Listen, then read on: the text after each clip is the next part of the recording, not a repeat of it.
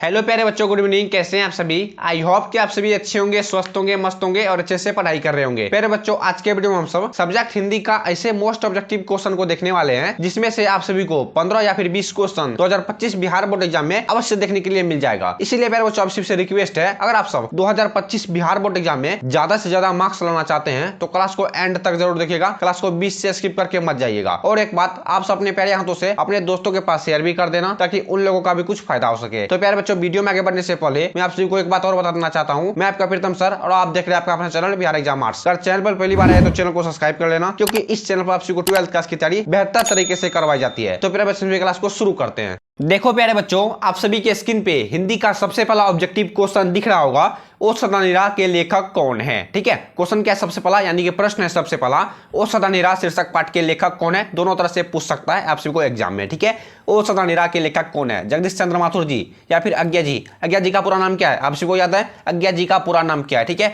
अज्ञा जी का पूरा नाम है सच्चिदानंद हीरानंद वात्स्यन अज्ञा। ठीक है, आप सभी को ऑब्जेक्टिव क्वेश्चन में यह प्रश्न पूछ सकता है, अज्ञा जी का पूरा नाम बतावे। आप सभी को क्या बताना है? सच्चिदानंद हीरानंद वात्स्यन अज्ञा जी। ठीक है, आप सभी को थोड़ा मोड़ा इधर उधर घुमा के पूछेगा, लेकिन ठीक है, लेकिन आप सभी को याद करके जाना है क्वेश्चन को। सुने आप सभी, सच्चिदानंद हीरानंद वात्स्यन अज्ञेय। ठीक है, हिंदी में देख लेना, इस शीर्षक पाठ का नाम जिस तरह से लिखा हुआ है आप सभी याद कर लेना। ठीक है, ओ सदानीरा के लेखक कौन है? ठीक है, बिल्कुल राइट आंसर ऑप्शन है जगदीश चंद्र माथुर जी। ठीक है, ओ सदानीरा शीर्षक पाठ के लेखक हैं यानी कि रचनाकार हैं जगदीश चंद्र माथुर जी। ठीक है, याद रखना क्वेश्चन को, ओ सदानीरा शीर्षक पाठ के लेखक हैं जगदीश चंद्र माथुर जी। ठीक है, अब बढ़ते हैं हम सभी 2 नंबर की क्वेश्चन करो। ठीक है, आप सभी क्वेश्चन को ध्यानपूर्वक देखना। क्वेश्चन है 2 नंबर में, एक लेख और एक पत्र के रचनाकार कौन है? ठीक है, या फिर लेखक कौन है, रचनाकार कौन है, दोनों तरह से पूछ सकता है। ठीक है, एक लेख और एक पत्र के रचनाकार कौन है? सुखदेव सिंह है या फिर भगत सिंह है या फिर राजगिरी, ठीक है, राजगुरु, और चौथा ऑप्शन है नामवर सिंह। ठीक है, बताओ इस क्वेश्चन का करेक्ट आंसर क्या होगा? एक लेख और एक पत्र के रचनाकार कौन है? ठीक है, बिल्कुल सही आंसर है। जितने भी बच्चे ऑप्शन नंबर बी बता रहे हो भगत सिंह, सबका right answer option number B Bhagat Singh. ठीक है,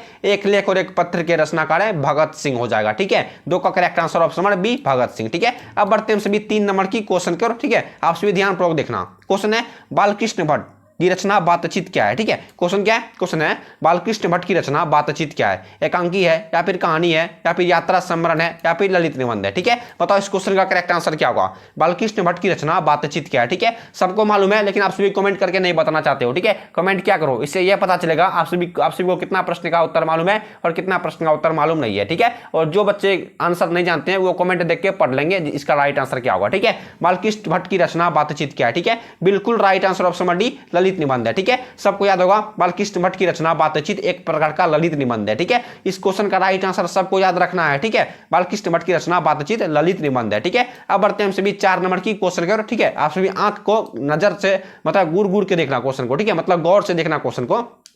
क्वेश्चन है 4 नंबर में, प्रकृति वर्णन से संबंधित कविता है। ठीक है, मतलब पृथ्वी प्रकृति और मानव निर्मित में आप सभी को अंतर क्या है मालूम है? आप सभी को प्रकृति और मानव निर्मित में बहुत अंतर है। ठीक है, प्रकृति का मतलब होता है जो ऊपर वाला के दिया गया है। ठीक है, जैसे मान लो ये धरती, वायु, जल, पानी, ठीक है, ये सब प्रकृति का दिया गया है। ठीक है, और मानव निर्मित जैसे हम सभी इलेक्ट्रॉनिक में भी पढ़ रहे हैं, जैसे आप सभी मोबाइल में पढ़ रहे होगे, कितने बच्चे लैपटॉप में पढ़ रहे हैं, कितने बच्चे टीवी में कोई बच्चे कुछ में पढ़ते हैं। ठीक है, जैसे इलेक्ट्रॉनिक से रिलेटेड मतलब मानव द्वारा बनाए गए सभी सामान मानव निर्मित कहलाते हैं। ठीक है, और प्रकृति जो ऊपर से दिया गया है वो प्रकृति कहलाती है। ठीक है, यही क्वेश्चन में बोल रहा है, प्रकृति वर्णन से संबंधित कविता कौन है? गांव का घर है, उषा है, साकेत है या फिर हारजीत है? ठीक है, बताओ, सोच के बताओ इस क्वेश्चन का राइट आंसर होगा क्या होगा? ठीक है, मैं घबराऊंगा नहीं। ठीक है, आप सभी घबराओ मत, एकदम धीरे धीरे सारे क्वेश्चन को हम सभी सॉल्व करेंगे। ठीक है, वीडियो का लेंथ ही लंबा होगा ना। ठीक है, वीडियो लंबा हो जाएगा, इससे कोई लेना देना हम सभी को नहीं है। ठीक है, लेकिन सारे क्वेश्चन को हम सभी याद करेंगे। ठीक है, यही आप सभी ठान लो, हम सभी सारे क्वेश्चन को याद करेंगे। वीडियो का लंबा हो जाना से हम सभी को कुछ लेना देना नहीं है। ठीक है, बताओ इस क्वेश्चन का राइट आंसर क्या होगा? प्रकृति वर्णन से संबंधित कविता कौन है? ठीक है, 4 का राइट आंसर क्या होगा? 4 का right answer option number B, बिल्कुल right answer option number B Usha. ठीक है, प्रकृति वर्णन से संबंधित कविता उषा है। ठीक है, 4 का right answer option number B हो जाएगा। ठीक है, अब बढ़ते हैं सभी 5 नंबर की क्वेश्चन करो। ठीक है, देखो क्वेश्चन क्या है? क्वेश्चन है, अर्धनारीश्वर का किस विधा से संबंध है? ठीक है, विधा मतलब क्या होता है? देखो कितने बच्चे को मन में ये डाउट चलता है, विधा का मतलब क्या होता है सर? ठीक है, विधा का मतलब होता है जैसे आप सभी देखोगे किसी भी मतलब 1 क्लास से लेकर के 8 क्लास तक की बुक में हिंदी में, ठीक है, हिंदी में देखोगे जैसे ये निबंध है कि कहानी है या फिर सारांश है, वैसे तो 12th क्लास से 8 क्लास से लेकर के 1 क्लास तक के बीच में इसमें कहानी और 3 एकांकी और उपन्यास ये सब सारांश ये सब नहीं दिया होता है, ठीक है। उसमें सिर्फ निबंध और जीवनी और कहानी दिया रहता है, ठीक है। इसलिए बोलता हूँ ध्यानपूर्वक देखो, क्वेश्चन को समझा करो, ठीक है। मैं क्या बोल रहा हूँ आपसे भी वीडियो को स्किप करके भगा के देखते हो, इसलिए बोलता हूँ शुरू में क्या बोल रहा हूँ, क्वेश्चन को समझा करो मैं क्या बोलना चाह रहा हूँ, ठीक है। समझे आप सभी। देखो क्वेश्चन क्या 5 नंबर में क्वेश्चन है, अर्धनारीश्वर का किस विधा से संबंध है। यह मतलब इस क्वेश्चन का साफ साफ करने का मतलब है अर्धनारीश्वर शीर्षक पाठ जो है, ठीक है, जिसमें भगवान शंकर अर्थात नारी और अर्थात पुरुष का रूप लिए हैं, वो जो कविता है मतलब वो जो विधा है वह निबंध है या फिर कहानी है या फिर एकांकी है या उपन्यास है, आप सभी को ये बताना है, ठीक है। समझे आप सभी। अर्धनारीश्वर का किस विधा से संबंध है, ठीक है। 5 का right answer option number B A बिल्कुल हो जाएगा, ठीक है, निबंध हो जाएगा, ठीक है। मैंने आपको बता दिया था कविता है निबंध है, ठीक है। ऑप्शन नंबर ए राइट आंसर है निबंध, ठीक है। अर्धनारीश्वर का किस विधा से संबंध है, निबंध है, ठीक है। आप सभी को जिस तरह से बता रहा हूँ इस तरह से कोई नहीं बताएगा, ठीक है। आप सभी को फाइनल एग्जाम में किस तरह से पूछेगा पता है, जिस तरह से 5 नंबर का क्वेश्चन आप सभी को दिखाई दे रहा है अर्धनारीश्वर का किस विधा से संबंध है, हूबहू आप सभी को एग्जाम में इसी तरह से प्रश्न पूछेगा, ठीक है। इस तरह से नहीं पूछेगा अर्धनारीश्वर बताओ अर्धनारीश्वर शीर्षक पाठ जो है वह कौन सी है, कहानी है या फिर कहानी है या फिर उपन्यास है या फिर निबंध है, इस तरह से नहीं पूछेगा। आप सभी को एग्जाम मतलब किताबी भाषा में पूछेगा, आप सभी को उत्तर देना है अपने भाषा में, समझ रहे हो मेरे बात, ठीक है। 5 का राइट आंसर ऑप्शन नंबर ए निबंध, ठीक है। अब बढ़ते हैं हम सभी 6 नंबर की क्वेश्चन करो, ठीक है। ध्यानपूर्वक देखना क्वेश्चन है परगीत और समाज किन की रचना है, ठीक है। क्वेश्चन क्या 6 नंबर में क्वेश्चन है परगीत, ठीक है, परगीत और समाज किन की रचना है, ठीक है। अब देखो सबसे पहला ऑप्शन है बालकृष्ण वट, ठीक है। देखो जहां पर मैं किसी भी क्वेश्चन का ऑप्शन को एक्सप्लेन करता हूं, ठीक है, आपसे वीडियो को थोड़ा सा आगे बढ़ा देता हूं, ठीक है, मतलब वीडियो को थोड़ा सा स्किप कर देता हूं, वीडियो को स्किप मत करो, ठीक है। देखो क्वेश्चन के साथ साथ, ठीक है, चाहे ऑब्जेक्टिव क्वेश्चन हो चाहे सब्जेक्टिव क्वेश्चन हो, ठीक है, लेकिन क्वेश्चन के साथ साथ उसके ऑप्शन को समझना बहुत जरूरी होता है, ठीक है, क्योंकि मैं उसमें क्या एक्सप्लेन करता हूं आपसी को किस तरह से पूछेगा यही एक्सप्लेन करता हूं, ठीक है। इसलिए बोलता हूं वीडियो को स्किप मत क्या करो, ठीक है। क्वेश्चन है परगीत और समाज किन की रचना है, ठीक है। सबसे पहला ऑप्शन है बालकृष्ण भट्ट की। चलो दूसरा ऑप्शन देखते हैं हम सभी, ठीक है। दूसरा ऑप्शन क्या है, दूसरा ऑप्शन है नामवर सिंह की, और तीसरा ऑप्शन है भगत सिंह की, चौथा ऑप्शन है ओम प्रकाश वाल्मीकि की, ठीक है। समझेंगे हम सभी फिर से 6 नंबर का क्वेश्चन है परगीत और समाज किन की रचना है, ठीक है। बता सकते हो इस क्वेश्चन का राइट आंसर परगीत और समाज किन की रचना है, बिल्कुल right answer option number B Namvar Singh की, ठीक है। सारे बच्चे सही आंसर बता रहे हैं, मैं इसको थोड़ा सा ताली मार देता हूं, सुनिए आप सभी ताली का आवाज सुनिए। क्वेश्चन क्या है परगीत और समाज किन की रचना है, ठीक है, परगीत और समाज नामवर सिंह की रचना है, ठीक है। सभी को याद हो गया होगा। अब देखो 7 नंबर में क्या क्वेश्चन, ठीक है। हाँ एक बात और फिर से याद दिला देता हूं, आप सब अपने दोस्तों के साथ शेयर करना मत भूलना, ठीक है। अब एक बात और याद बता देना, देखो इस चैनल के ये जो चैनल है बिहार एग्जाम आर्ट्स, ठीक है, आप सभी इस चैनल का टेलीग्राम को इस चैनल के टेलीग्राम चैनल को भी ज्वाइन कर लेना और इंस्टाग्राम चैनल को भी ज्वाइन कर लेना, ठीक है। हर एक चीज का लिंक डिस्क्रिप्शन में डाला हुआ है, ठीक है, डिस्क्रिप्शन बॉक्स में डाला हुआ है, टेलीग्राम का भी लिंक और इंस्टाग्राम का भी लिंक, ठीक है, और कुछ वीडियो के प्ले लिस्ट का भी लिंक डिस्क्रिप्शन बॉक्स में डाला हुआ है, ठीक है। आप सभी डिस्क्रिप्शन पढ़ना मत भूलना, ठीक है। क्वेश्चन 7 नंबर में हंसते हुए मेरा अकेलापन के लेखक कौन है, बहुत बीबीआई क्वेश्चन, ठीक है, बहुत ज्यादा बीबीआई क्वेश्चन सारे क्वेश्चन, ठीक है। क्वेश्चन 7 नंबर में हंसते हुए मेरा अकेलापन के लेखक कौन है, मोहनदास जी हैं या फिर मल्लिया जी हैं या फिर उदय प्रकाश जी हैं या फिर अज्ञा जी हैं, ठीक है। बता सकते हो इस क्वेश्चन का राइट आंसर, फिर से बताता हूं, अज्ञा जी का पूरा नाम क्या है, अज्ञा जी का पूरा नाम है सच्चिदानंद हीरानंद वात्स्यन अज्ञा जी, ठीक है। याद रखना आप सभी, हंसते हुए मेरा अकेलापन के लेखक कौन है, आप सभी को 7 का राइट आंसर बताना है कमेंट बॉक्स में, ठीक है। हंसते हुए मेरा अकेलापन के लेखक कौन है, ठीक है, बिल्कुल सही answer option number B Malliya ji, ठीक है। हंसते हुए मेरा अकेलापन के लेखक क्या है, मल्लिया जी, ठीक है। 7 का right answer option number B Malliya ji, ठीक है। अब बढ़ते हैं सभी 8 नंबर की क्वेश्चन करो, ठीक है। ध्यानपूर्वक देखना क्वेश्चन को। क्वेश्चन है इनमें से कौन सी रचना ओम प्रकाश वाल्मीकि की है, ठीक है। मैं इसमें से कोई क्वेश्चन अपने भाषा में लिख दिया हूं, ठीक है, लेकिन आपसी को बिहार बोर्ड एग्जाम में आप किताबी भाषा में क्वेश्चन पूछेगा, ठीक है, मतलब हूबहू इसी तरह से पूछेगा, ऐसी बात नहीं है, मतलब इस तरह से नहीं पूछेगा, ठीक है, हूबहू इसी तरह से पूछेगा। जैसे मान लो 8 नंबर का क्वेश्चन है इनमें से कौन सी रचना ओम प्रकाश वाल्मीकि की है, ठीक है। आपसी को मान लो एग्जाम इस तरह से पूछ सकता है कौन सी रचना ओम प्रकाश वाल्मीकि की है, ठीक है। आप सभी इतना याद नहीं कर पाओगे, नहीं कर पाओगे, बिल्कुल। अगर जो विद्यार्थी नहीं कर पाओगे तो गधा हो, सबसे बड़ा गधा हो, बोतल का ढक्कन का मुन्ना हो, समझ रहे हो मेरा बात, ठीक है। क्वेश्चन है इनमें से कौन सी रचना ओम प्रकाश वाल्मीकि की है, ठीक है। रोज है, जूठन है, सिपाही की मां या फिर शिक्षा, बताओ कमेंट में इसका करेक्ट आंसर क्या होगा। इनमें से कौन सी रचना ओम प्रकाश वाल्मीकि की है, ठीक है। 8 का राइट आंसर क्या होगा, 8 का right answer option number B Joothan, ठीक है, बिल्कुल सही आंसर है जूठन। इनमें से कौन सी रचना ओम प्रकाश वाल्मीकि की है, जूठन ओम प्रकाश वाल्मीकि की रचना है, ठीक है, सबका राइट आंसर है, ठीक है। अब देखो 9 नंबर में क्या क्वेश्चन है, ठीक है, हम सभी 40 या फिर 50 क्वेश्चन को कवर करेंगे, ठीक है। मैं आपको शुरू में ही बता देता हूं, वीडियो का लेंथ लंबा हो जाने से घबराओ मत, ठीक है। एजुकेशनल वीडियो चल रहा है, ठीक है, हम सभी पढ़ाई कर रहे हैं, वीडियो लेंथ लंबा हो जा सकता है, ठीक है, वीडियो का लेंथ लंबा हो सकता है, आप सभी घबराना मत, ठीक है। खैर जिसको जाना है क्लास को शुरू में छोड़ के चले जाओ, वीडियो के बीच में जाकर के घबराना मत, ऐसे में जो भी याद है वो भी बिसर जाओगे। ठीक है, क्वेश्चन नंबर में त्रिज के रचनाकार कौन है, ठीक है, या फिर त्रिज शीर्षक पाठ के राइटर कौन है या फिर लेखक कौन है। राइटर तो नहीं लिखाएगा, लेखक पूछेगा। ठीक है, त्रिज के रचनाकार कौन है, जय कृष्णमूर्ति, उदय प्रकाश, नामवर सिंह, कलतार सिंह। ठीक है, बताओ इस क्वेश्चन का राइट आंसर क्या होगा। ठीक है, क्वेश्चन क्या करा, पहले क्वेश्चन को समझो। क्वेश्चन है त्रिज के रचनाकार कौन है। ठीक है, बिल्कुल सही answer option number B, Uday Prakash ji. ठीक है, वाह, आप सभी कितना अच्छे कमेंट कर रहे हो। ठीक है, त्रिज के रचनाकार कौन है, त्रिज शीर्षक पाठ के लेखक हैं उदय प्रकाश जी। ठीक है, 9 का राइट आंसर क्या होगा, 9 का correct answer option number B, Uday Prakash ji. ठीक है, अब बढ़ते हैं हम सभी 10 नंबर की क्वेश्चन की ओर। ठीक है, आप सभी क्वेश्चन को ध्यानपूर्वक देखना।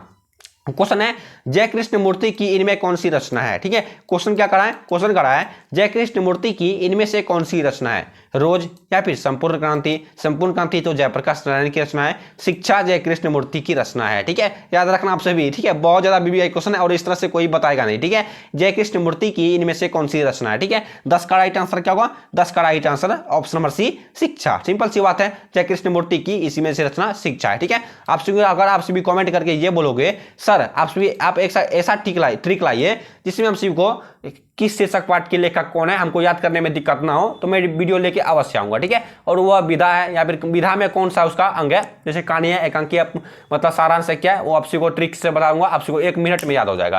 अगर आप सभी कमेंट करके बताओगे उसके बाद ही वीडियो लेकर आऊंगा, नहीं तो नहीं लेकर आऊंगा। ठीक है, बस आप सभी कमेंट करके लिख दो, कमेंट में ये लिख दो कोई भी एक विद्यार्थी, सर अब मैं 12th क्लास के हिंदी का आप सभी जो शीर्षक पाठ के लेखक हैं, जैसे मान लीजिए बातचीत शीर्षक पाठ के लेखक है बालकृष्ण भट्ट। ठीक है, जैसे शुरू से लेकर के काव्य खंड का और गद्य खंड का दोनों एक ऐसा टेक्निक बताइए जिसमें हम को याद करने में दिक्कत ना हो। ठीक है, कौन शीर्षक पाठ के लेखक कौन है। ठीक है, मैं मुझको एक ऐसा ट्रिक मालूम है जिसमें आप को तुरंत याद हो जाएगा एक ट्रिक से। ठीक है, अब चलो वीडियो को आगे बढ़ते हैं। क्वेश्चन है करबक के रचयिता कौन है, सूरदास, कबीरदास, मलिक मोहम्मद जैसी। ये ठीक है, बताओ 11 का राइट आंसर क्या होगा। ठीक है, बिल्कुल सही answer option number C, Malik Mohammad Jaisi. ठीक है, करबक के रचयिता कौन है, करबक के रचयिता option number C, Malik Mohammad Jaisi हो जाएगा। ठीक है, समझ में आ गया। अब बढ़ते हैं सभी 12 नंबर की क्वेश्चन को। ठीक है, एक मिनट थोड़ा सा डेस्कटॉप के प्रॉब्लम से ऐसा हो जाता है। ठीक है, देखो क्वेश्चन क्या 12 नंबर में, एक मिनट मैं सही कर देता हूं।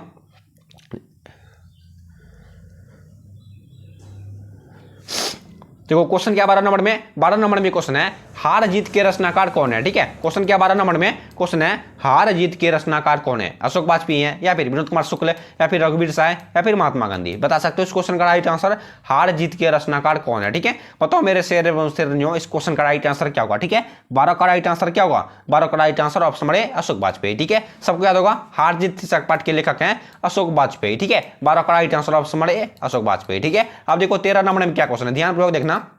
क्वेश्चन है प्यारे नन्हे बेटे को किसकी रचना है। ठीक है, क्वेश्चन क्या है, प्यारे नन्हे बेटे को किसकी रचना है, विनोद कुमार शुक्ल या फिर रघुवीर साय या फिर भगत सिंह या फिर नामवर सिंह। ठीक है, बताओ इस क्वेश्चन का राइट आंसर क्या होगा, प्यारे नन्हे बेटे को किसकी रचना है। ठीक है, बिल्कुल सही आंसर है, क्या होगा इसका सही आंसर, 13 का राइट आंसर क्या होगा, 13 का right answer option number A, Vinod Kumar Shukla. ठीक है, प्यारे नन्हे बेटे को किसकी रचना है, प्यारे नन्हे बेटे को विनोद कुमार शुक्ल की रचना है। ठीक है, 13 का राइट आंसर ऑप्शन नंबर ए हो जाएगा। ठीक है, अब बढ़ते हैं 14 नंबर की क्वेश्चन की। ठीक है, क्वेश्चन को ध्यानपूर्वक देखो क्योंकि सारे क्वेश्चन 2025 एग्जाम में पूछे जाएंगे। ठीक है, आप सभी क्वेश्चन में उल्टा के देख लेना ये सब प्रश्न कितने बार पूछे जाते हैं। ठीक है, देखो क्वेश्चन है छत्रसाल दशक के रचनाकार कौन है। ठीक है, क्वेश्चन क्या करा है, क्वेश्चन करा है छत्रसाल दशक के रचनाकार कौन है, तुलसीदास है, मलिक मोहम्मद जैसी, भूषण, नवादास। बताओ इस क्वेश्चन का सही आंसर क्या होगा, मुझे कमेंट बॉक्स में लिख के बताओ। ठीक है, छत्रसाल दशक के रचनाकार कौन है। ठीक है, एक बात आप सबको याद दिला देता हूं, अगर आप सब 12th क्लास आर्ट्स से रिलेटेड, ठीक है, आर्ट्स में क्या क्या सब्जेक्ट होता है आप सबको पता है। ठीक है, आप सबको किसी भी सब्जेक्ट क्वेश्चन में कहीं पर भी दिक्कत होती है तो आपसे मुझे इंस्टाग्राम पे पूछ सकते हो, इंस्टाग्राम का लिंक डिस्क्रिप्शन बॉक्स में डाला हुआ है। ठीक है, वैसे नहीं तो इंस्टाग्राम पे सर्च करोगे बिहार एग्जाम आर्ट्स बाय प्रीतम सर, ऑटोमेटिक आ जाएगा। ठीक है, 14 का राइट आंसर क्या होगा बता सकते हो आप सभी, 14 का right answer option number C, Bhushan. ठीक है, सिंपल सी बात है, छत्रसाल दशक के रचनाकार है भूषण जी। ठीक है, ये सब क्वेश्चन मतलब पीछे वाले वीडियो में आ चुका है। ठीक है, ये जो क्वेश्चन है कुछ ऐसा क्वेश्चन इसमें फंस रहा है जो आप सभी को इससे पिछले वाले वीडियो में भी बता दिया था मैंने। ठीक है, उस वीडियो को भी नहीं देखो तो वीडियो को देख लेना, वीडियो के प्ले लिस्ट का लिंक डिस्क्रिप्शन बॉक्स में डाला हुआ है। ठीक है, छत्रसाल दशक के रचनाकार कौन है, छत्रसाल दशक के रचनाकार भूषण जी हैं। ठीक है, अब बढ़ते हैं सभी 15 नंबर की क्वेश्चन की ओर, आप सभी ध्यान से देखना। क्वेश्चन है रघुवीर सहाय का जन्म स्थान कहाँ है। ठीक है, बता सकते हो इस क्वेश्चन का राइट आंसर, रघुवीर सहाय का जन्म स्थान कहाँ पर है, काशी में, लखनऊ में, वाराणसी या फिर राजगिरी। बताओ मेरे शेर एवं शेरनियों इस क्वेश्चन का राइट आंसर क्या होगा। ठीक है, रघुवीर सहाय का जन्म स्थान कहाँ पर है। ठीक है, रघुवीर सहाय का जन्म स्थान ऑप्शन नंबर बी बिल्कुल राइट आंसर है, लखनऊ में। ठीक है, 15 का right answer option number B, Lucknow. ठीक है, सबको याद रहेगा रघुवीर सहाय का जन्म स्थान लखनऊ में स्थित है। ठीक है, इस क्वेश्चन का बता देखो 16 नंबर में क्या क्वेश्चन है, क्वेश्चन है सिपाही की मां निम्नलिखित में से कौन है। ठीक है, इन चारों ऑप्शनों में सिपाही की मां कौन है, चुन्नी, बिस्नी, किसनी, चुजनी, मतलब मुन्नी, चौथा ऑप्शन है मुंडी। ठीक है, क्वेश्चन है 16 नंबर में, सिपाही की मान निम्नलिखित में से कौन है। ठीक है, सब बता सकते हो, सब बताओ इस क्वेश्चन का राइट आंसर क्या होगा। ठीक है, अगर आप सभी इस क्वेश्चन का राइट आंसर नहीं बता पाओगे तो मैं लिख के देता हूं, आप सभी घर में नहीं पढ़ते हो, आप सभी बिल्कुल घर में नहीं पढ़ते हो। ठीक है, सिपाही की मान निम्नलिखित में से बिस्नी है। ठीक है, इसका मतलब 16 का right answer option number B. तो हम सभी कहां थे, थोड़ा सा पानी पी रहे थे। ठीक है, क्वेश्चन है 16 नंबर में, सिपाही की मान निम्नलिखित में से कौन है। ठीक है, सिपाही की मां बिस्नी है। ठीक है, ना कि चुन्नी, ना कि किसनी, ना कि मुन्नी। ठीक है, बी बिल्कुल राइट आंसर है, बिस्नी। ठीक है, सिपाही की मां का नाम था बिस्नी। ठीक है, अब देखो 17 नंबर में क्या क्वेश्चन है। क्वेश्चन है मलिक मोहम्मद जैसी कैसे कवि हैं। ठीक है, चलो इस क्वेश्चन को देखते हैं, ऑप्शन देखेंगे हम सभी। क्वेश्चन है मलिक मोहम्मद जैसी कैसे कवि हैं। ठीक है, अब देखो हम सभी ऑप्शन को देखते हैं। क्वेश्चन है, सबसे पहला ऑप्शन है प्रेम मार्गी, दूसरा ऑप्शन है विज्ञान मार्गी, तीसरा ऑप्शन है कृष्ण मार्गी, एक मिनट, और चौथा ऑप्शन है इनमें से कोई भी नहीं। ठीक है, फिर से देखो क्वेश्चन क्या था। क्वेश्चन था मलिक मोहम्मद जैसी कैसे कवि है। ठीक है, बिल्कुल सबका राइट आंसर है प्रेम मार्गी। ठीक है, सबको इस प्रश्न का उत्तर मालूम भी होगा, मलिक मोहम्मद जैसी जो थे वो प्रेम मार्गी कवि थे। ठीक है, 17 का राइट आंसर ऑप्शन हमारा ए प्रेम मार्गी। ठीक है, अब बढ़ते हैं सभी 18 नंबर की क्वेश्चन को, आप सभी ध्यान से देखना। ठीक है, देखो प्रश्न है, निम्नलिखित में प्रेमचंद्र की रचना कौन सी है। ठीक है, क्वेश्चन क्या है, क्वेश्चन है निम्नलिखित में से प्रेमचंद्र की रचना कौन सी है। ठीक है, शेखर एक जीवनी, या फिर पूस की रात, या फिर सिपाही की मां, या फिर मेरी वियतनाम यात्रा। ठीक है, आप सभी बता सकते हो इस प्रश्न का राइट आंसर। 18 का राइट आंसर कितने बच्चे बता सकते हो, हाथ उठाओ, मैं तो देख नहीं सकता, हाथ उठा लिया आप सभी, मुझे पता नहीं है। ठीक है, निम्नलिखित में से प्रेमचंद्र की रचना कौन सी है। ठीक है, 18 का right answer option number B Poos ki Raat. ठीक है, 18 का correct answer option number B Poos ki Raat. ठीक है, देखो आप सभी को मेरा आवाज थोड़ा सा भारी लग रहा हो, इसका रीजन यह है मेरा तबियत खराब है, थोड़ा सा खांसी वांसी चल रहा है। ठीक है, निम्नलिखित में प्रेमचंद की रचना कौन सी है। ठीक है, पूस की रात है। ठीक है, अब देखो 19 नंबर में क्या क्वेश्चन है, आप सभी ध्यान से देखना। क्वेश्चन है जहां पहुंचना कठिन है वह क्या कहलाता है। ठीक है, मैंने बीच बीच में एक 2-4 मुहावरा भी घुसा दिया था ताकि आप सभी का मुहावरा भी क्लियर होता जाए। ठीक है, क्वेश्चन है जहां पहुंचना कठिन है वह क्या कहलाता है, दुर्गम, या फिर दुष्कर्ण, या फिर दुर्लभ, या फिर इनमें से कोई भी नहीं। ठीक है, 20 नंबर में सॉरी 19 नंबर में क्वेश्चन क्या, पहले क्वेश्चन को फिर से समझो।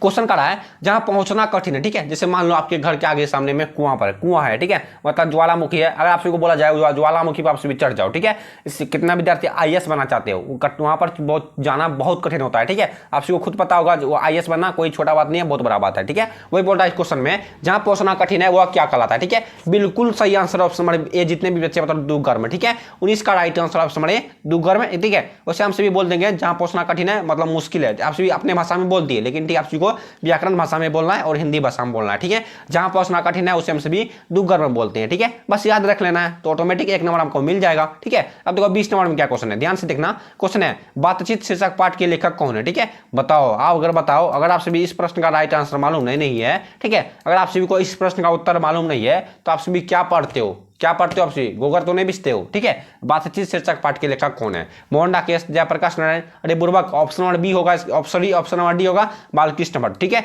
20 का right answer option number D Balkrishna Bhatt हो जाएगा। ठीक है, बातचीत शीर्षक पाठ हिंदी का सबसे पहला चैप्टर है और जिसका राइट आंसर है बालकृष्ण भट्ट जी। ठीक है, आप बताओ बालकृष्ण भट्ट का जन्म कब हुआ था, आप सभी को यह बताना है कमेंट बॉक्स में। ठीक है, बता सकते हो, देखते हैं वीडियो के अंत में उसे मैं बता दूंगा। ठीक है, लेकिन आप सभी तब तक सोच लो और बता दो मुझे कमेंट बॉक्स में। ठीक है, अब देखो 21 नंबर में क्वेश्चन है पुत्र वियोग में मां ने किसके भाई से अपने लाल को गोद से नहीं उतारा था। ठीक है, क्वेश्चन कह रहा है पुत्र वियोग में मां ने, ठीक है, पुत्र वियोग शीर्षक पाठ में मां ने अपने बच्चे को किनके डर से गोद से अपने नहीं उतारता था। ठीक है, मिट्टी लगने के डर से, भय से, या फिर डर से, यही होगा। और दूसरा ऑप्शन है गिरने के भय से, ठंड के भय से, या फिर कीड़ों के भय से। ठीक है, बताओ इस क्वेश्चन का राइट आंसर क्या होगा। ठीक है, क्वेश्चन करा है यानी कि प्रश्न बोल रहा है पुत्र वियोग शीर्षक पाठ में मां ने अपने बच्चे को किसके भाई से गोद से नहीं उतारा था। ठीक है, बिल्कुल सही आंसर ऑप्शन नंबर बी गिरने के भाई से। ठीक है, क्योंकि वो बच्चा बार बार चौकी पर से गिर जाता था। ठीक है, 21 का राइट आंसर ऑप्शन नंबर क्या हो जाएगा, बी हो जाएगा। ठीक है, अब देखो 22 नंबर में क्या क्वेश्चन है। ठीक है, देखो प्रश्न क्या है, क्वेश्चन है सुभद्रा कुमारी चौहान की कविता है। ठीक है, अब बताओ इस क्वेश्चन का राइट आंसर क्या होगा। ठीक है, सुभद्रा कुमारी चौहान की कविता है। ठीक है, हार जीत। ठीक है, सबसे पहला ऑप्शन क्या है, सबसे पहला ऑप्शन है हार जीत। क्वेश्चन फिर से देख लो, सुभद्रा कुमारी चौहान की कविता क्या है। ठीक है, सुभद्रा कुमारी चौहान की कविता क्या है। ठीक है, हार जीत। ठीक है, सबसे पहला ऑप्शन था हार जीत, और दूसरा ऑप्शन है गांव का घर, और तीसरा ऑप्शन है पुत्र वियोग, चौथा ऑप्शन है इनमें से कोई भी नहीं। ठीक है, अब बताओ प्रश्न क्या था, अगर आप सभी मन से पढ़ते हो तो आप ये बताओ 22 नंबर में प्रश्न क्या था। ठीक है, नहीं पता है मैं बताता हूं। ठीक है, प्रश्न था 22 नंबर में सुभद्रा कुमारी चौहान की कविता है। ठीक है, बिल्कुल सही answer, right answer option number B, sorry option number C, सबका सही आंसर ऑप्शन नंबर सी पुत्र वियोग। ठीक है, सुभद्रा कुमारी चौहान की कविता क्या है, सुभद्रा कुमारी चौहान की कविता का नाम है पुत्र वियोग। ठीक है, ऑप्शन नंबर सी हो जाएगा पुत्र वियोग। ठीक है, आप सभी याद रखना। ठीक है, देखो तबियत बहुत ज्यादा खराब है, ठीक है, तबियत खराब है इसलिए थोड़ा सा आवाज भारी लग रहा है, ठीक है। क्वेश्चन है 23 नंबर में, मीरा ने अपना प्रियतम किसे माना है, ठीक है। क्वेश्चन क्या 23 नंबर में क्वेश्चन है, मीरा ने अपना प्रियतम किसे माना है, ठीक है। मतलब प्रियतम यानी मीरा किससे प्रेम करती है ये बोल रहा है, ठीक है। मीरा ने अपना प्रियतम किसे माना है, राम को, कृष्ण को, शिव को या फिर विष्णु को, ठीक है, मतलब विष्णु को। क्वेश्चन है 23 नंबर में, मीरा ने अपना प्रियतम किसे माना है, ठीक है। आप सभी बता सकते हो इस प्रश्न का राइट आंसर, मीरा ने अपने प्रियतम किसे माना है, ठीक है। बिल्कुल मतलब 100% सही आप सभी का right answer option number B, Krishna को, ठीक है। सिंपल सी बात है, मीरा का लीला है कृष्ण पर ही टिका हुआ है, ठीक है। मीरा ने अपना प्रियतम कृष्ण को माना है, ठीक है, सबको याद हो जाएगा। अब देखो 24 नंबर में क्या क्वेश्चन है, क्वेश्चन है रघुवीर साय ने किस वर्ष एमए किया, ठीक है, मतलब किस विषय से एमए किया, 21 वर्ष नहीं है, ठीक है। क्वेश्चन है 24 नंबर में, रघुवीर साय ने किस वर्ष, ठीक है, मतलब किस विषय से एमए किया था, हिंदी से, इतिहास से, भूगोल से, अंग्रेजी से, ठीक है। बिल्कुल सही आंसर ऑप्शन नंबर डी, अंग्रेजी विषय से, ठीक है। रघुवीर साय ने एमए अंग्रेजी सब्जेक्ट से किया था, याद रखना आप सभी, ठीक है। रघुवीर साय ने एमए किस विषय से किया था, अंग्रेजी विषय से, ठीक है। अब देखो 25 नंबर में क्या क्वेश्चन है, ठीक है। अगर सोच लो आप सभी, सोचो अगर रघुवीर साय मतलब इंग्लिश से एमए किया था तो सोचो उसको इंग्लिश कितना जानकारी होगा, ठीक है। रघुवीर साय को इंग्लिश कितना जानकारी होगा, आप सभी सोच नहीं सकते इस क्वेश्चन का राइट आंसर, ठीक है। क्वेश्चन है 25 नंबर में, अधिनायक शीर्षक कविता के कवि कौन है, ठीक है। क्वेश्चन है अधिनायक शीर्षक कविता के कवि कौन है, ज्ञानेंद्र पति, जयशंकर प्रसाद, रघुवीर साय, शमशेर बहादुर सिंह। बताओ उस क्वेश्चन का राइट आंसर क्या होगा, ठीक है। सोच लो, 2 मिनट सोच लो, 2 सेकंड, 4 मिनट 4 सेकंड सोच लो, फिर बताओ मुझे, घबराएंगे नहीं हम सभी, ठीक है। हम सभी घबराएंगे बिल्कुल भी नहीं, एकदम धीरे धीरे सारे क्वेश्चन को कवर करेंगे, ठीक है। अधिनायक शीर्षक कविता के कवि कौन है, ठीक है, बता सकते हो इस क्वेश्चन का राइट आंसर। 25 का सही आंसर क्या होगा, 25 का right answer option number C, ठीक है, रघुवीर साय हो जाएगा, ठीक है। 25 का राइट आंसर क्या होगा, 25 का right answer option number C, रघुवीर साय जी, ठीक है, बिल्कुल सही आंसर है। अधिनायक शीर्षक कविता के कवि है रघुवीर साय जी, ठीक है। अब देखो 26 नंबर में क्या क्वेश्चन है, ध्यान से देखना। क्वेश्चन है गाल बजाना मुहावरे का सही अर्थ क्या हो जाएगा, ठीक है। बहुत ज्यादा बीबीआई क्वेश्चन है, ये सब क्वेश्चन बार बार पूछा जाता है, इसलिए मैंने सोचा 2-4 क्वेश्चन आपसी को मुहावरा से भी पूछ लेते हैं, ठीक है। गाल बजाना मुहावरे का सही अर्थ क्या है, घबरा जाना, डींग हाँकना, गायब हो जाना या फिर इनमें से कोई भी नहीं, ठीक है। बताओ इस प्रश्न का राइट आंसर क्या होगा, ठीक है। गाल बजाना मुहावरे का सही अर्थ क्या हो जाएगा, बिल्कुल सही आंसर ऑप्शन नंबर क्या होगा, option number A, option number B होगा बुर्बक सर, ठीक है। ऑप्शन नंबर बी होगा डींग हाँकना, ठीक है। गाल बजाना मुहावरे का सही अर्थ डींग हाँकना हो जाएगा, ठीक है। सिंपल सी बात है आप सभी, ये सब तो जो 8 क्लास 7 क्लास के बच्चे पढ़ते हैं, गाल बजाना मुहावरे का अर्थ क्या होगा, ठीक है। लेकिन आपको एग्जाम में पूछता है, मैं 100% लिख देता हूँ, ये सब प्रश्न में पूछता है। आप सभी क्वेश्चन बैंक उल्टा के नहीं देखते हो, इसलिए बोलता हूँ क्वेश्चन बैंक उल्टा के देखो। अगर आप सभी क्वेश्चन बैंक के बारे में मालूम नहीं है तो बताओ, मैं बताऊंगा आप सभी क्वेश्चन बैंक क्या है, मालूम नहीं है फिर बताऊंगा, ठीक है। बहुत बड़ा एक वीडियो अलग से लेकर आना पड़ेगा, क्वेश्चन बैंक क्या है इस बात को बताने के लिए, ठीक है। गाल बजाना मुहावरे का सही अर्थ क्या है, डींग हाँकना, ठीक है। 26 का right answer option number B. अब देखो 27 नंबर में क्या क्वेश्चन है, क्वेश्चन है भगत सिंह के पिता और चाचा किसके सहयोगी थे। बताओ इस प्रश्न का राइट आंसर क्या होगा, भगत सिंह के पिता और चाचा किसके सहयोगी थे, चंद्रशेखर आजाद, बट्टू केशव दत्त या फिर लाला लाजपत राय। इन तीनों ऑप्शनों में इस प्रश्न का राइट आंसर छिपा हुआ है, ठीक है। बता सकते हो इस क्वेश्चन का राइट आंसर भगत सिंह के पिता, ठीक है, भगत सिंह के पिता और चाचा किसके सहयोगी थे, ठीक है। बिल्कुल सही आंसर है लाला लाजपत राय के, ठीक है। 27 का right answer option number C, Lala Lajpat Rai के भगत सिंह के पिता और चाचा सहयोगी थे, ठीक है। 27 का right answer option number C हो जाएगा लाला लाजपत राय के, ठीक है। आप सभी कॉपी में नोट कर रहे हो कि नहीं, आप सभी कॉपी में नोट करते जाओ सारे प्रश्न को, नहीं तो वीडियो को दोबारा अप्लाई करके देखना पड़ेगा, ठीक है। वैसे जिसको मन है दोबारा अप्लाई करके वीडियो देखना, दोबारा अप्लाई करके देख लेंगे, ठीक है। और जितने कितने बच्चे वीडियो को अपनी कॉपी में नोट करना चाहते हैं, ठीक है, अपने कॉपी में नोट करते जाओ। अब नहीं तो आप सभी का मन है वीडियो में दोबारा देखेंगे तो वीडियो दोबारा देख लेना, ठीक है, समझ गए। अब देखो 28 नंबर क्वेश्चन है दाने दाने को तरसना मुहावरे का सही अर्थ क्या हो जाएगा, ठीक है। क्वेश्चन का 28 नंबर में क्वेश्चन है दाने दाने को तरसना, ठीक है, मतलब चावल के एक एक अन्न के लिए तरसना, मुहावरे का सही अर्थ क्या हो जाएगा, भूखमरी की स्थिति। बिल्कुल सही आंसर ऑप्शन नंबर ए, भूखमरी की स्थिति हो जाएगा, ठीक है। दाने दाने को तरसना मुहावरे का सही अर्थ ऑप्शन नंबर ए, भूखमरी की स्थिति, ठीक है। मतलब खाने के लिए कुछ नहीं है, मतलब आपसे खाने के पास एगो चावल का दाना नहीं है, ये हुआ भूखमरी की स्थिति, ठीक है, याद रखना, ठीक है। अगर आपसी को माँ पापा आपसी को मेहनत करके पढ़ाते हैं तो पढ़ लो, ठीक है, पढ़ लो, नहीं तो बाद में पछताओगे, बहुत पछताओगे। जाके इट्टा ढोना, नहीं तो कोदाली लेके मट्टी काटना, ठीक है। देखो क्वेश्चन नंबर 30 नंबर में शेखर एक जीवनी किस विधा की रचना है, ठीक है। आप सभी बता सकते हो इस क्वेश्चन का राइट आंसर, शेखर एक जीवनी किस विधा की रचना है, ठीक है। देखो एक बात और बताना चाहता हूं, हमारे चैनल पर ऐसे विद्यार्थी हैं जो क्लास तो करते हैं, पढ़ाई तो करते हैं, लेकिन चैनल को सब्सक्राइब नहीं करते हैं, ठीक है। सब्सक्राइब कर लिया करो यार, ठीक है, दूसरों का सपोर्ट करा करो। आप सबके सपोर्ट से मैं आगे बढ़ सकता हूं और आगे आप सभी को पढ़ा सकता हूं, ठीक है।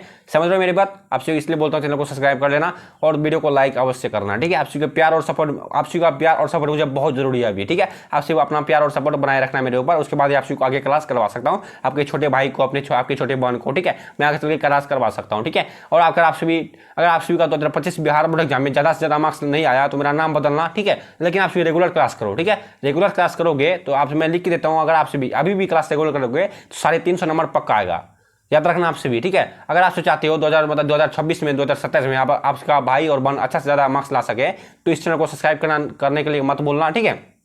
बोलना है इस चैनल पर आप को पढ़ाई करने, उन सभी बच्चे को बोलना है इस चैनल से पढ़ाई करो, वो लिख के देते हैं 400 नंबर आप का पक्का आएगा 2 साल की गारंटी पर, ठीक है, समझ गए। शेखर एक जीवनी किस विधा की रचना है, ठीक है। क्वेश्चन क्या है, क्वेश्चन है शेखर एक जीवनी किस विधा की रचना है, जीवनी, आलोचना, उपन्यास, संस्मरण, ठीक है। बताओ 29 का राइट आंसर क्या होगा, ठीक है। 29 का right answer option number C उपन्यास, ठीक है। 29 का सही आंसर क्या होगा, 29 का सही answer option number C Shekhar Ek Jivani उपन्यास है, ठीक है। 29 का right answer option number C हो जाएगा, ठीक है। अब देखो 30 नंबर में क्या क्वेश्चन, ध्यान से देखना।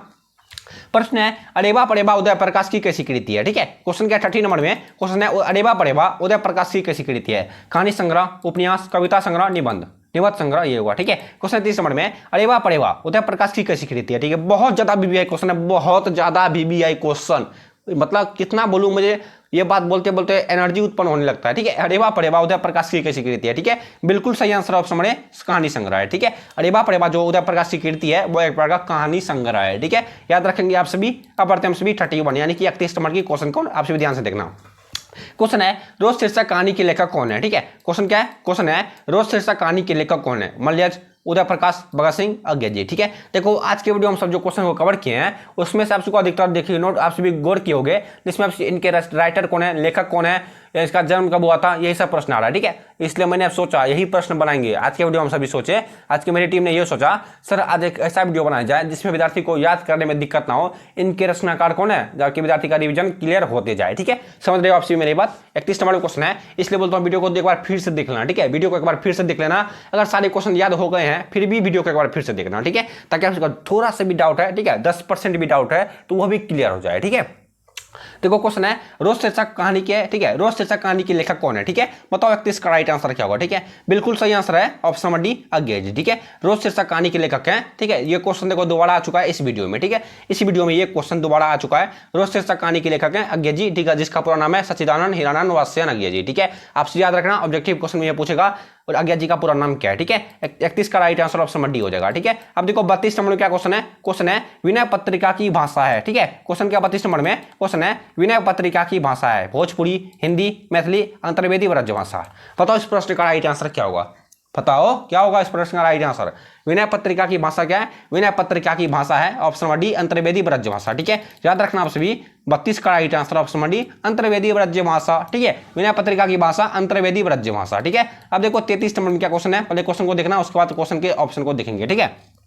प्रश्न है मलिक मोहम्मद जैसी किस परंपरा के कवि हैं, ठीक है। प्रश्न क्या करा है, क्वेश्चन करा है मलिक मोहम्मद जैसी किस परंपरा की कवि हैं, ठीक है। आप चलो इस प्रश्न के ऑप्शन को देखते हैं। आप सभी प्रश्न समझे, प्रश्न करा था मलिक मोहम्मद जैसी किस परंपरा के कवि हैं, ठीक है। मलिक मोहम्मद जैसी किस परंपरा के कवि हैं, ठीक है। अब देखो इस प्रश्न का सबसे पहला ऑप्शन है सगुण कृष्ण भक्ति शाखा के, दूसरा ऑप्शन है सगुण राम भक्ति शाखा के, ठीक है। और तीसरा ऑप्शन है प्रेमाख्यानक काव्य के, चौथा ऑप्शन है इनमें से कोई भी नहीं, ठीक है। चलो इस क्वेश्चन के हम सभी फिर से देखते हैं, ठीक है। 33 नंबर में क्या क्वेश्चन था, एक मिनट देखो 33 नंबर में क्या क्वेश्चन था। 33 नंबर में प्रश्न था मलिक मोहम्मद जैसी किस परंपरा के कवि हैं, ठीक है। आप बताओ इस प्रश्न का राइट आंसर क्या होगा, ठीक है। आप इस प्रश्न को देख लिए, जितने बच्चे नहीं देखे वीडियो को थोड़ा सा पीछे करके देख लेना और वीडियो को रोक के देख लेना, ठीक है। मलिक मोहम्मद जैसी किस परंपरा के कवि थे, ठीक है। अब देखो इस क्वेश्चन का राइट आंसर क्या होगा, ठीक है। बिल्कुल right answer option number D C प्रेमाख्यानक काव्य थे, ठीक है। इसका 33 का right answer option number C प्रेमाख्यानक काव्य थे, ठीक है। मैंने आपको बता दिया, जितने भी बच्चे क्वेश्चन को नहीं समझे तो वीडियो को थोड़ा सा पीछे कर लेना, फिर से क्वेश्चन को समझ लेना, वीडियो को रोक करके समझ लेना, उसके बाद आपको याद हो जाएगा, ठीक है। अब देखो 34 नंबर में क्या क्वेश्चन है, ध्यान से देखना।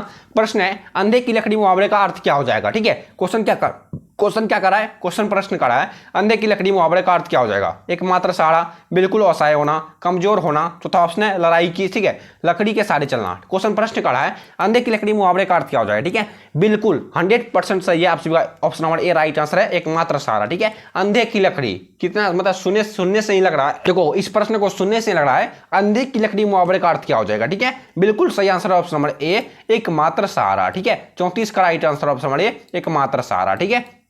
अब देखो 35 नंबर में क्या क्वेश्चन है, क्वेश्चन है जगदीश चंद्र माथुर का जन्म कब हुआ था? ठीक है, अब बताओ इस क्वेश्चन का राइट आंसर आप सभी को मालूम है? जगदीश चंद्र माथुर का जन्म कब हुआ था? 16 जुलाई 1917 को, या फिर 16 जुलाई 1918 को, या फिर 20 सितंबर 1917 को, या फिर 17 अगस्त 1917 को। बताओ इस प्रश्न का राइट आंसर क्या होगा? ठीक है, जगदीश चंद्र माथुर का जन्म कब हुआ था? ठीक है, 35 का राइट आंसर क्या होगा? 35 का राइट आंसर ऑप्शन नंबर ए 16 जुलाई 1917 को जगदीश चंद्र माथुर जी का जन्म हुआ था। आप सभी को याद रखना है। ठीक है, अब बताओ आप सभी कमेंट बॉक्स में जगदीश चंद्र माथुर जी का जन्म स्थान कहां पर है? बताया मैंने बताया इस प्रश्न का क्वेश्चन को आप सभी को बताना एक बार याद करके। ठीक है, देखो क्वेश्चन है 36 नंबर में, उषा शीर्षक कविता के कवि कौन है? ठीक है, क्वेश्चन क्या है? क्वेश्चन है उषा शीर्षक कविता के कवि कौन है? सुमित्रानंदन पंत, या फिर ज्ञानेंद्र पति, या फिर शमशेर बहादुर सिंह, या फिर सूर्यकांत त्रिपाठी निराला। ठीक है, क्वेश्चन है उषा शीर्षक कविता के कवि कौन है? ठीक है, 36 का right answer option number D Suryakant Tripathi Nirala. ठीक है, ऑप्शन नंबर डी हो जाएगा सूर्यकांत त्रिपाठी निराला। ठीक है, 36 का राइट आंसर क्या होगा? 36 का correct answer option number D होगा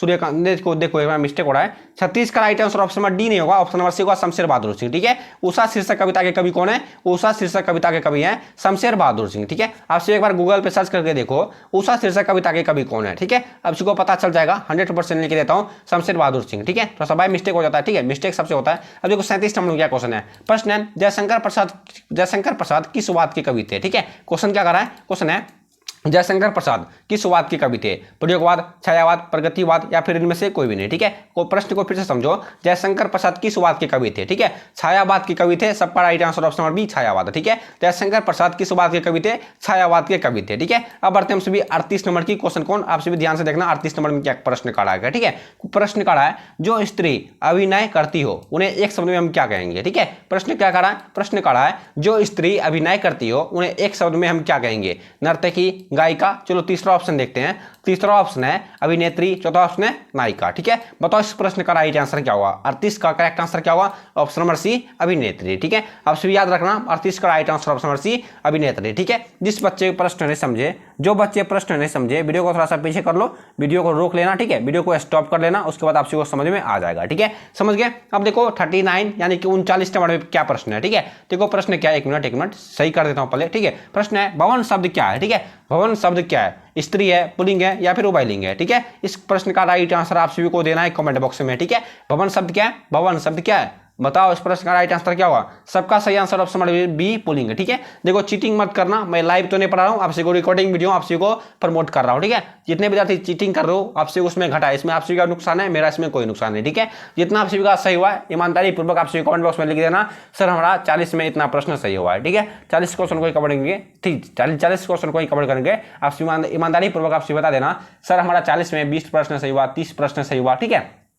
लेकिन याद रखना मैंने आप सभी को शुरू में ही बता दिया था। ठीक है, ये जो आज के वीडियो में सब जो क्वेश्चन को कवर किए हैं इसमें सब को 15-20 क्वेश्चन अवश्य देखने के लिए मिलेगा 2025 बिहार बोर्ड एग्जाम में। ठीक है, भवन शब्द क्या है? भवन शब्द पुल्लिंग है। ठीक है, 39 का करेक्ट आंसर क्या होगा? ऑप्शन नंबर बी पुल्लिंग। ठीक है, अब देखो इस वीडियो का सबसे लास्ट क्वेश्चन क्या कर रहा है। ठीक है, अब देखो प्रश्न है बालकृष्ण भट्ट का जन्म कब हुआ था? ठीक है, मैंने आप सभी को पूछा था ना, बालकृष्ण भट्ट का जन्म कब हुआ था? आप सभी को कमेंट बॉक्स में लिख के बताना है। ठीक है, बालकृष्ण भट्ट का जन्म कब हुआ था? 20 जून 1844, 26 जून 1845, 23 जून 1844, 22 जून 1846। बताओ इस प्रश्न का सही आंसर क्या होगा? ठीक है, बालकृष्ण भट्ट का जन्म कब हुआ था? बिल्कुल सही आंसर है ऑप्शन नंबर क्या होगा? मुझे नहीं पता है, भले बोलो। बालकृष्ण भट्ट का जन्म ऑप्शन नंबर सी 23 जून 1844 ईस्वी को हुआ था। ठीक है, बालकृष्ण भट्ट का जन्म हुआ था 23 जून 1844 को। ठीक है, थोड़ा सा घेरा लगा देता हूं ताकि आप सभी को समझ में आ जाएगा। ठीक है, ऑप्शन नंबर सी 23 जून 1844। ठीक है, याद हो गया आप सभी को? सारा प्रश्न याद हुआ कि नहीं आप सभी को? एक बार मुझे कमेंट बॉक्स में यस लिख के अच्छे से बता दो, हाँ सर हमको याद हो गया। ठीक है, मैं उम्मीद करता हूं कि आप सभी को सारा प्रश्न अच्छे से समझ में आया होगा। ठीक है, अगर आप सभी को कहीं पर भी दिक्कत हो गई तो कमेंट बॉक्स में अवश्य सर हमको यहाँ पर समझ में नहीं आया स्क्रीनशॉट लगे, आप इंस्टाग्राम पे पूछ सकते हो, सर हमको यहाँ पर समझ में नहीं आया। ठीक है, मैं आप सभी को अवश्य रिप्लाई करूंगा, लेकिन आप सभी फॉलो मुझको जरूर कर लेना और चैनल पर पहली बार है तो चैनल को सब्सक्राइब कर लेना। ठीक है, और अपने दोस्तों के साथ शेयर करना मत बोलना। तब तक मिलेंगे नेक्स्ट वाले वीडियो में, तब तक के लिए बाय बाय। तब तक आप सभी अच्छे से पढ़ाई करो।